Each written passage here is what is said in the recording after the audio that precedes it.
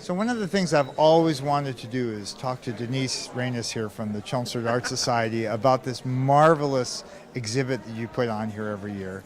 Tell me about the planning that goes into putting this on. How widely do you contact people and how do you get all this great artwork in here?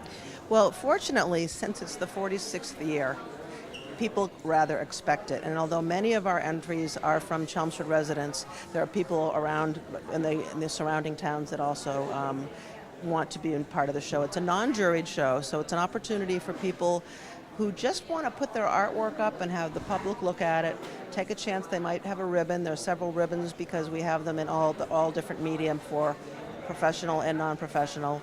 It takes quite a village because we can't start putting the show up. We started on Monday morning at 9 o'clock. All these panels had to come up. They all had to be covered.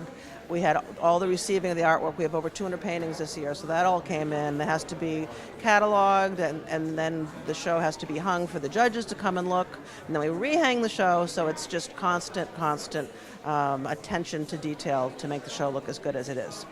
Now, there's a subtlety here. You have judges, but it's not juried. What does that mean? Okay, a juried show means I would send images of my painting, and if you were the juror, you would decide whether my painting makes the cut for whatever the theme of the show is. As a non-juried show, anybody can enter.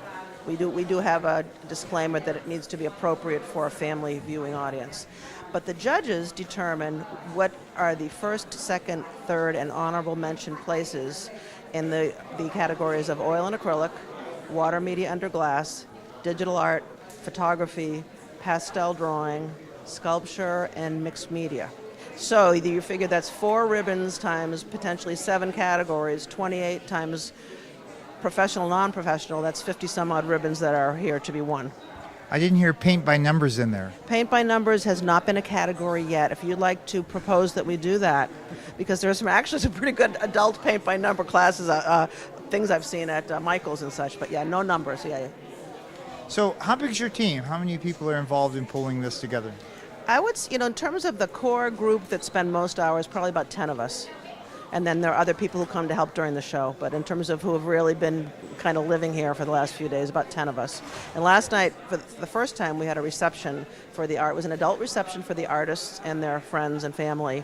And it was lovely. We had a beautiful buffet, and we had lovely piano music, and we had, it was just really nice time for the artists to get here and when it's not so busy in the center of town.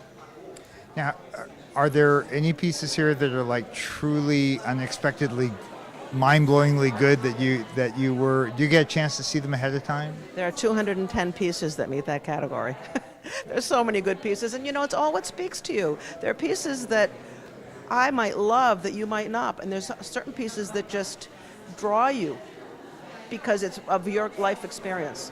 So the judges start by just walking around silently and seeing which pieces speak to them, and they kind of put little orange dots on them, and then they start to converse a little bit and try to come to some consensus.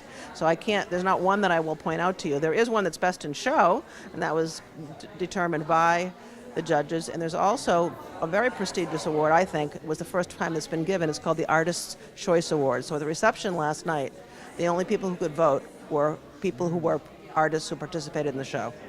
So that went to Paula Mingalelli for a beautiful painting called Summer's Beauty, and then Pauline Arms took Best in Show for her painting Bee Thistle, beautiful painting also. That's terrific, and this is we're actually here on July 3rd. For those who are watching on July 4th, what are the hours for each night? We open tomorrow at 9 o'clock, and we're open through the parade at 1 o'clock. It all comes tumbling down because this beautiful Chelmsford Center of the Arts will turn into somebody else's venue for whatever's going on.